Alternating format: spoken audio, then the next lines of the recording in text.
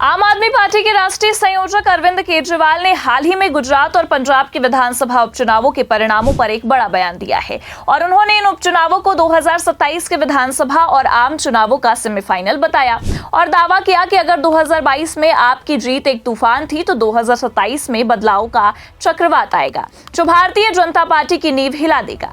ये बयान न केवल आपके बढ़ते आत्मविश्वास को दर्शाता है बल्कि ये भी संकेत देता है कि केजरीवाल और उनकी पार्टी अब राष्ट्रीय स्तर पर बीजेपी को सीधी चुनौती देने को तैयार कर रही है। इस खबर में हम बीजेपी की उन नीतियों और कार्यशैली की पोल खोलेंगे जो जनता के बीच असंतोष का कारण बन रही है।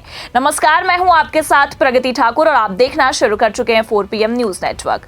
दोस्तों, 23 जून 2025 को घोषित हुए 4 राज्यों के 5 विधानसभा सीटों के उपचुनाव परिणामों ने आम आदमी पार्टी के लिए एक नई उम्मीद जगाई। आम आदमी पार्टी ने पंजाब की लुधियाना, पश्चिम और गुजरात की विसावदर सीट पर शानदार जीत हासिल की। पंजाब में आपके संजीव अरोड़ा ने कांग्रेस के भारत भूषण आशु को 10,637 वोटों के अंतर से हराया, जबकि गुजरात में गोपाल इटालिया ने बीजेपी के किरीट पटेल को 17,554 वोटों के बड़े अंतर से पराजित किया।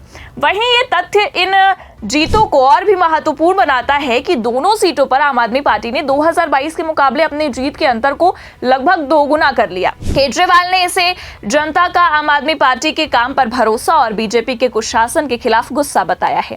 उन्होंने कहा है कि गुजरात में बीजेपी सत्ता, पैसा और प्रशासन के बल पर चुनाव लड़ती है, फिर भी जनता ने हमें चुना है। ये दिखाता है कि लोग बीजेपी के 30 साल के शासन से तंग आ चुके हैं। दूसरी ओर बीजेपी को गुजरात की कड़ी सीट पर जीत मिली है, लेकिन विसावदर में हार ने उनके अजेय होने के दावे को झटका दिया है। पंजाब में भी बीजेपी के उम्मीदवार जीवन गुप्ता को केवल 20,323 वोट मिले हैं, जो आम आदमी पार्टी और कांग्रेस से काफी पीछे रहे हैं। ये परिणाम बीजेपी के लिए एक चेतावनी है कि उनकी लोकप्रियता में कमी आ रही है, खासकर उन राज्यों में जहां वे लंबे समय से सत्ता में हैं। अब आपको बता दें कि केजरीवाल ने उपचुनाव परिणाम को 2027 का सेमीफाइनल बताते हुए कहा कि 2022 में आम आदमी पार्टी की जीत एक तूफान थी और 2027 में बदलाव का चक्रवात। वहीं इस बयान के पीछे आम आदमी पार्टी की रणनीति और जनता के बीच बढ़ते समर्थन का आत्मविश्वास झलकता है। आपने दिल्ली और पंजाब में अपनी सरकारों के कामकाज जैसे मुफ्त बिजली, बेहतर स्कूल और स्वास्थ्य सुविधाओं को जनता के सामने एक मॉडल के रूप में पेश किया है। अब आपको बता दें कि केजरीवाल का यह दावा केवल एक राजनीतिक नारा नहीं है, बल्कि ये बीजेपी की उन नीतियों और कार्यशैली पर सीधा हमला है जो जनता के बीच असंतोष पैदा कर रही है। तो आइए कुछ प्रमुख बिंदुओं के माध्यम से भी बीजेपी की पोल खोलते हैं और देखते हैं कि क्यों केजरीवाल 2027 में चक्रवात आने का दावा कर रहे हैं। गुजरात को बीजेपी का गढ़ माना जाता है, जहां पार्टी पिछले 3 दशकों से सत्ता में है, लेकिन केजरीवाल ने यह दावा किया कि गुजरात की जनता बीजेपी के 30 साल के कुशासन से तंग आ चुकी है। वहीं यह दावा खोखला नहीं है। गुजरात में बुनियादी सुविधाएं जैसे शिक्षा, स्वास्थ्य और रोजगार की स्थिति कई क्षेत्रों में चिंताजनक है। वहीं गुजरात में सरकारी अस्पतालों की हालत काफी खराब है। 2023 की एक रिपोर्ट के अनुसार राज्य में प्रति 1,000 लोगों पर केवल 0.6 अस्पताल बेड उपलब्ध हैं, जो राष्ट्रीय औसत 0.9 से कम ही है। गुजरात में बेरोजगारी दर 2024 में 6.7% थी, जो राष्ट्रीय औसत 6.1% से अधिक है, जिसको लेकर खासकर युवाओं में असंतोष बढ़ रहा है क्योंकि नौकरियां नहीं मिल रही हैं। अब आपको बता दें कि सरकारी स्कूलों में शिक्षकों की कमी और खराब बुनियादी ढांचा एक बड़ी समस्या है। आपने दिल्ली मॉडल के तहत सरकारी स्कूलों को बेहतर बनाने का वादा किया, जो गुजरात की जनता प्रभावित कर रही है।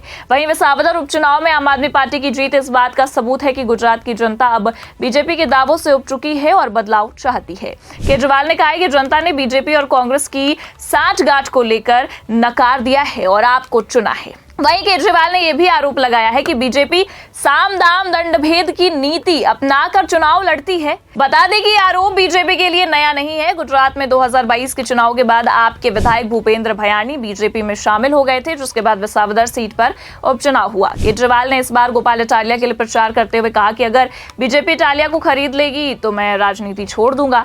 जनता ने इस विश्वास को सम्मान दिया और इटालिया को भी जिताया। बीजेपी पर विधायकों की खरीद फरोख्त के आरोप अक्सर लगते हैं। 2017 में भी अगर बात करें और 2023 में बात करें तो गुजरात में कांग्रेस और आप के कई विधायक बीजेपी में शामिल हुए, जिससे विपक्ष काफी कमजोर हुआ था। ये रणनीति अल्पकालिक जीत तो दिला सकती है, लेकिन जनता के बीच बीजेपी की छवि को नुकसान भी पहुंचा रही है। पंजाब में बीजेपी का प्रदर्शन लगातार कमजोर रहा। 2022 के विधानसभा चुनाव में बीजेपी को केवल 3 सीटें ही मिली थी और उपचुनाव में भी उनके उम्मीदवारों को हार का सामना करना पड़ा। केजरीवाल ने कहा कि पंजाब की जनता आम आदमी पार्टी के काम से खुश है। मुफ्त बिजली, बेहतर स्कूल और स्वास्थ्य सुविधाओं ने लोगों का भरोसा जीता है।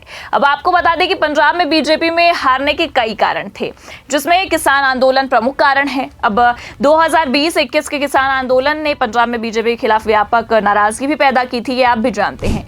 3 कृषि कानूनों को लेकर किसानों का गुस्सा अभी भी कायम है। वहीं शिरोमणि अकाली दल के साथ गठबंधन टूटने के बाद बीजेपी पंजाब में अकेले कमजोर ही पड़ गई है। उपचुनाव में एसएडी के परोपकार सिंह घुम्मड़ को केवल 8,203 ही वोट मिले। पंजाब में भगवंत मान सरकार ने मुफ्त बिजली और भ्रष्टाचार के खिलाफ कार्रवाई जैसे कदम भी उठाए, जिन्हें जनता ने सराहा भी है। अब आपको बता दें कि केजरीवाल ने कांग्रेस पर तीखा हमला करते हुए कहा कि कांग्रेस का एकमात्र लक्ष्य बीजेपी को जिताना ही है, और उन्होंने आरोप भी लगाया कि गुजरात और पंजाब में कांग्रेस और बीजेपी ने मिलकर आम आदमी पार्टी को हराने की कोशिश की, लेकिन जनता ने दोनों को खारिज कर दिया है। गुजरात में 2022 के चुनावों में कांग्रेस को 17 सीटें मिली थी, लेकिन बाद में उनके 5 विधायक बीजेपी में शामिल हो गए। ये घटनाक्रम कांग्रेस की कमजोरी और बीजेपी की रणनीति को उजागर करता है। केजरीवाल ने कांग्रेस कार्यकर्ताओं से आम आदमी पार्टी में शामिल होने की अपील की, जिससे विपक्षी एकता पर भी सवाल उठ ही रहे थे। और आपको बता दें कि बीजेपी की केंद्र और राज्य सरकारों की कई नीतियां जनता के बीच विवादास्पद भी रही हैं, जिसमें नोटबंदी और छोटे व्यापारियों और किसानों को नुकसान पहुंचाया गया है जीएसटी से। 2024 की एक रिपोर्ट के अनुसार 60% छोटे व्यापारी जीएसटी की कठिनाई से परेशान हैं। 2025 में पेट्रोल डीजल की कीमतें 100 रुपए प्रति लीटर से ऊपर हैं और खाद्य महंगाई दर 8% के आसपास है। वहीं यह जनता के लिए बोझ बन रहा है। अब आपको बता दें कि बीजेपी पर बड़े कॉर्पोरेट घरानों को फायदा पहुंचाने का भी आरोप लगते रहा है। 2023 में अदानी समूह को दी गई रियायतों ने विपक्ष के हमलों को हवा दी है।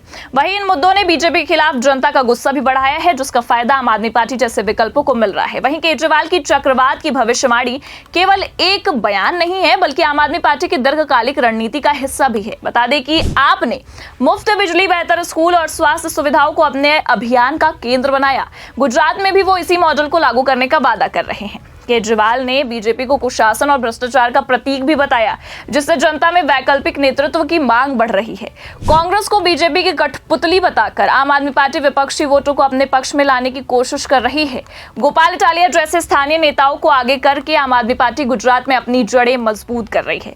केजरीवाल का दावा है कि 2027 में आम आदमी पार्टी का चक्रवात बीजेपी की नींव हिला देगा।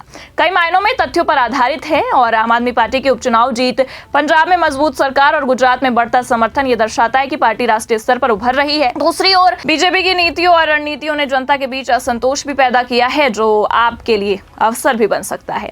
अरविंद केजरीवाल का 2027 में चक्रवात का दावा आपके बढ़ते आत्मविश्वास और बीजेपी के खिलाफ जनता के असंतोष को दर्शाता है। गुजरात और पंजाब के उपचुनाव परिणामों ने आम आदमी पार्टी को नई ऊर्जा दी है, जबकि बीजेपी की कमजोरियां उजागर हुई हैं। बीजेपी का 30 साल का कुशासन, साम दाम दंड भेद की नीति और जनविरोधी नीतियां जनता के बीच नाराजगी का कारण बन रही हैं। अगर आम आदमी पार्टी अपनी रणनीति को प्रभावी ढंग से लागू करती है तो 2027 में बदलाव का चक्रवात आ सकता है। ये बीजेपी के लिए एक चेतावनी है कि उन्हें अपनी नीति और कार्यशैली में सुधार करना होगा, वरना जनता उन्हें सत्ता से बाहर कर सकती है। फिलहाल के लिए इस खबर में इतना ही। ऐसी तमाम बड़ी खबरों के लिए आप देखते रहिए 4PM न्यूज नेटवर्क। नमस्कार।